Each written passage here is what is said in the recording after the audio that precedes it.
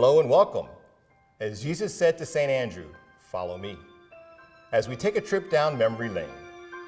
In the beginning, God created heaven and earth. Let's wait a second. Let's just start back in the 1960s. It was a time of radical change.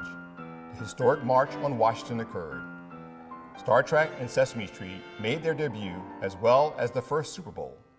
Neil Armstrong took one small step for man, and over 400,000 people gathered for a 3-day music festival called Woodstock. But who would forget the initial establishment of St. Andrew's Episcopal Church? In 1963, a dedicated group of 9 Episcopalians determined that South Dade County was the ideal location for a new Episcopal parish, and met to decide where to build it and what to call it. They gathered first at Palmetto Elementary School, and later at Howard Drive Elementary. By 1964, 53 members, the St. Andrew's Mission was officially established in the Diocese of Southeast Florida, and our first vicar was called the young Reverend Calvin O. Schofield. From the beginning, the Schofields infused St. Andrew's with warmth, love, humor, and a spirituality that drew the local community in. The ECW was on the ball with craft fairs and yard sales, and the youth groups got off to a great start when traveling to Jamaica to rebuild a church. In 1965, a 5-acre parcel of land was purchased at the corner of 144th Street and Old Cutler Road, and construction soon began on our first church, now known as the Martha Weeks Building, where our offices and school are now. 2 buildings that were originally on the property served as the office and social hall. We eventually shared our facilities with the Romans, St. Richard's Roman Catholics, until their church was built and had to make sure they were out of here by noon on Sundays. By 1969, St. Andrew's was officially a self-supporting parish, and Vicar Schofield was installed as rector.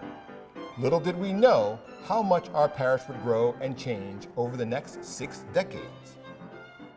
The 70s brought us Watergate and the Vietnam War. Star Wars was named the highest-grossing film of all time. The Apple Computer Company was founded. Disney World opened its doors with the cost of admission just $3.50. After a perfect season, the Miami Dolphins won the Super Bowl 2 years in a row. In 1973, the parish hall was constructed, though this room was about half the size it is now. It featured a modern kitchen and space for Sunday school classes, suppers, dances, and large meetings, and allowed us to offer meeting space to other organizations in the community. One day in November of 1978, while the ECW were hosting a bazaar in the parish hall, they anxiously awaited word of an election taking place to determine the next bishop of the Diocese of Southeast Florida. Father Schofield came rushing back from the cathedral to tell us he was the newly elected bishop coadjutor. It was quite the moment of joy and sadness, as we would soon be saying goodbye to our founding rector. In the early 80s, the royal wedding of Lady Diana Spencer and Prince Charles made headlines around the world, as did the tearing down of the Berlin Wall at the end of the Cold War. Cabbage Patch dolls and Trivial Pursuit were common household toys and games. Bon Jovi was living on a prayer, and St. Andrew's parishioners were praying too for another new rector. Our prayers were answered when the Reverend Leonard Brusso was called to St. Andrew's in 1981. It was the beginning of 17 years of seamlessly unending activity, with a strong ECW, lots of outreach, and great fellowship. With so many talented people, we held talent shows. We started the fabulous Nickel Social, and handbells arrived at St. Andrew's in 1986. Mary Ellen Malone, minister of music, simply asked the men in the Brotherhood of St. Andrew, aka the men's group, for $75 each to purchase them. The Sunshine South Cooperative Preschool was founded in the 80s by 3 St. Andrew's families, one of whom is still with our parish, and operated in the old Sunday school building. The permit given for this endeavor remained in force and allowed us to reestablish a preschool on our property in 2020. The people of St. Andrew had long dreamed and prayed about building a new church, and Father Len Brusso and a group of visionary parishioners brought this dream to fruition in the late 1980s. After several years of planning, financing, permitting, and the choice of architect Edward Giese, construction of our new sanctuary finally began in 1988. In just a year and a half, the building was complete enough to hold the service of dedication and consecration on April 16, 1989.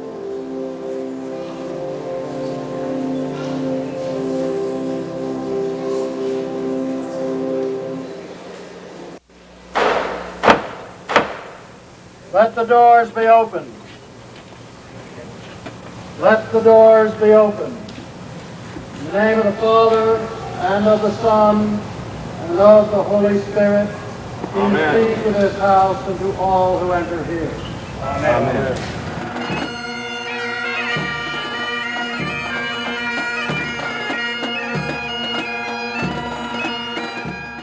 The new church was and remains stunning.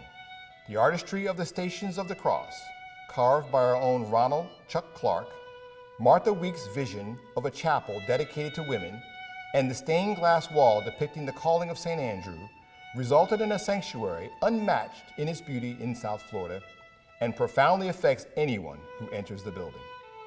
Have you heard the penny in the window story? Thanks to Steve Lane, as you enter the church from the west side and turn into the nave, a spot on one of the panels might catch your eye. It's not a mistake, it's a penny. Why is a penny glued to our beautiful window? It represents the contributions of children of St. Andrew's who put their change into a penny-eating bucket every week as their offering to the new church. Technology boomed in the 1990s with the addition of the World Wide Web, eBay, and Google. The 90s brought us the first Harry Potter book, only to be followed by another well-known Potter later in history. The 1992 Olympics featured basketball's dream team, consisting of legends such as Magic Johnson, Larry Bird, and Michael Jordan. But the dream ended abruptly for South Florida when Hurricane Andrew arrived in August of 1992. Our namesake hurricane disrupted the life of St. Andrew's in our new church and took its toll on our campus.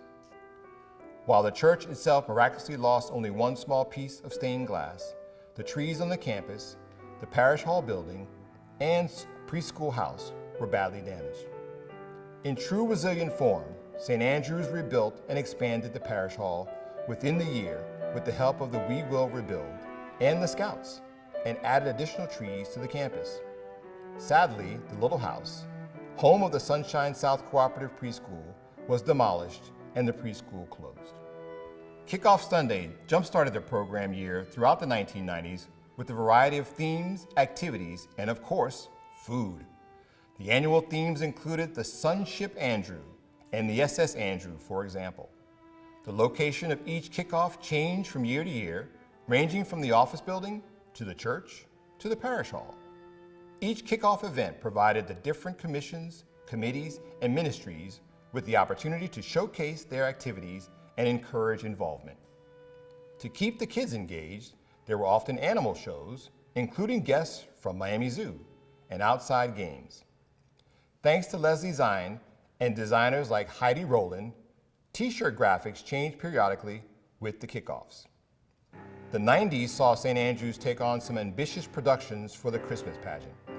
The Bethlehem Experience and the Bethlehem Marketplace provided a guided tour of Bethlehem, complete with Roman soldiers, a pickpocket, dancers, marketplace vendors, and even a synagogue, on the way to see the baby Jesus. At the Bethlehem Inn, we were dinner guests at the inn when Mary and Joseph sought out shelter in Bethlehem. And in the best Christmas pageant ever, baby Kamal Stephan made his debut as the baby Jesus.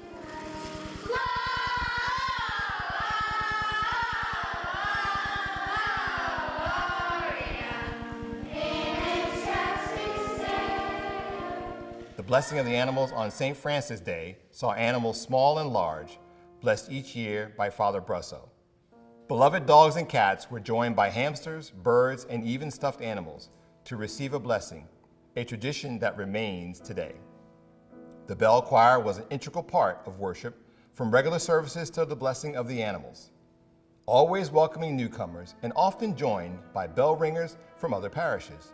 And boy, did they like to party? The ECW sponsored activities from floral arranging to the annual yard sale.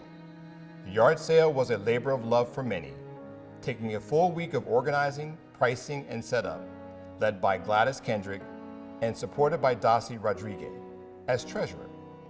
St. Andrew wrapped up the 90s by calling a new rector, Father Richard Hamlin, who arrived in 1998. With the new millennium came America's worst nightmare. Nope, not the hanging Chad that so many Floridians fondly remember.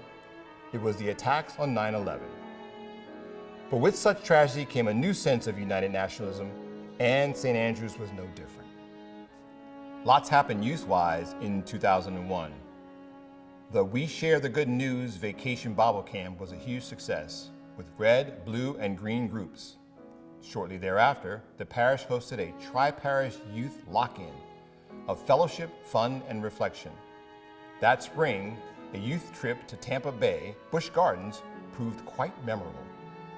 In 2002, the parish hall that was rebuilt after Hurricane Andrew was officially dedicated as Schofield Hall, with Bishop Cal in attendance. The beautiful portrait that hangs in the hall has more than once been eyed as if for sale. During one yard sale, the question was asked, "Is the Pope for sale?" St. Andrews was home to the first South Florida Youth Symphony Summer Music Academy in 2004, giving young musicians a chance to learn and practice a variety of musical instruments. 4 years groups began, small groups who dined together periodically, both in homes and in restaurants, and as a way for parishioners to get to know one another. The annual Nickel Social retained its luster as a great family event, providing the excitement of winning multiple prizes, all for a nickel per ticket, while enjoying the fellowship, and Everglades treks with Natalie Hughes got several brave souls out into Florida's national treasure. In 2007, a professional wine tasting event was held at St. Andrews, offering much grape appreciation and fellowship. The first St. Andrews Seder was held on Maundy Thursday before Easter, launching a new tradition. And the chancel and bell choirs continue to make music a rich and integral part of worship at St. Andrews, from ordinary Sundays to special Easter services. A new era began in February 2009 when Father Spencer Potter joined the St. Andrews family along with his wife, Erin, and a 15-month-old son, Riley. It was exciting to have a young family on board to lead our parish forward. Soon after, in January 2010, a devastating 7.0 earthquake rocked Haiti, galvanizing financial aid from around the world. Of course, St. Andrews was called to serve. Father Spencer led a fact-finding trip to Haiti in 2011 to visit orphanages and schools in Port-au-Prince and the village of Bondo. This resulted in a parish fundraising effort to join the South Florida Haiti Project in building a pump and well in Bondo to provide villagers with fresh water. Our connection with Haiti remains strong in outreach and prayer. Father George Ronkowitz joined our parish family as associate rector in 2013. How joyful it was to have an additional priest to serve and to preach, and to remind us to head on over to coffee hour in the parish hall. Over the years, 10 retired clergy members have also joined us in leading worship at St. Andrews, and we have been blessed by visits from Bishop Eden and others for confirmations and First Communions. Throughout the Potter years, the St. Andrews family has continued to demonstrate Christ's love through our various ministries under the leadership of countless volunteers. We are nourished through the music of our choirs and handbell choir. Our religious education thrives with Sunday school, youth groups, and EFM groups. Our youth groups have traveled to Boston and Philadelphia to explore Episcopal history. We have served dozens of families each week through our food pantry. And the yard sale, Homecoming Sunday, and the Christmas pageant have kept our parishioners and community connected in fellowship. Many of our ministries work to serve the financial needs and physical grounds of our church. In 2014, the vestry worked to purchase a rectory for St. Andrews. which serves not only as a gathering place for many parish events, but more importantly, as home for Spencer, Aaron, Riley, and many visiting peacocks. In March 2020, our world changed forever with the arrival of COVID-19. Who would have thought toilet paper would become such a hot commodity? We all had to close our physical doors and quickly become tech savvy.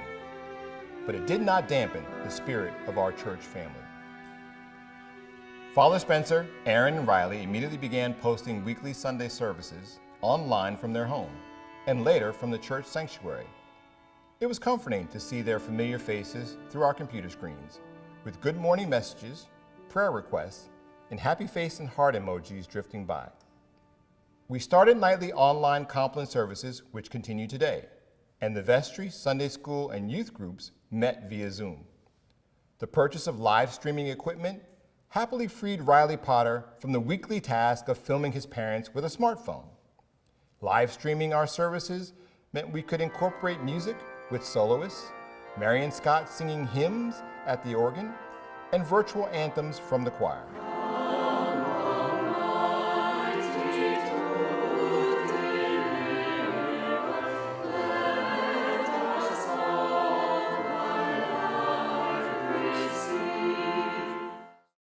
Lay readers called in from homes near and far. Make a joyful noise to the Lord, all ye earth. When we first returned to worshiping in person, we sat 6 feet apart, covered our faces, waved to give the sign of peace, and watched in silent prayer as Father Spencer took communion for us all. Many parish activities continued with pandemic adjustments. The yard sale moved to the parking lot, where enthusiastic parishioners flogged their wares from cars. The bell choir, masked and gloved, rehearsed at separate tables and videotaped their music.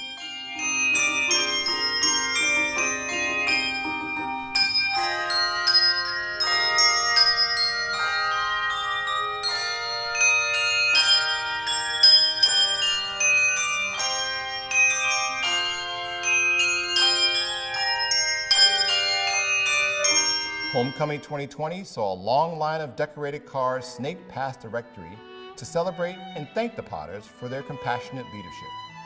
As we slowly eased toward a new normal at St. Andrew's, we emerged a stronger parish, grateful for the fellowship that had sustained us.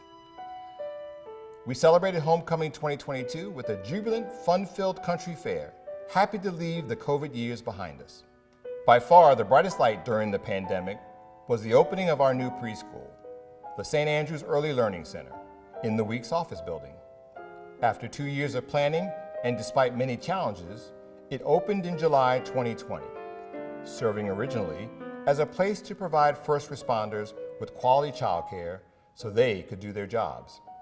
Now in its 3rd year of operation, our thriving preschool serves 16 children, aged 2 to 4, with a dedicated school board, 3 amazing teachers, and a devoted school director.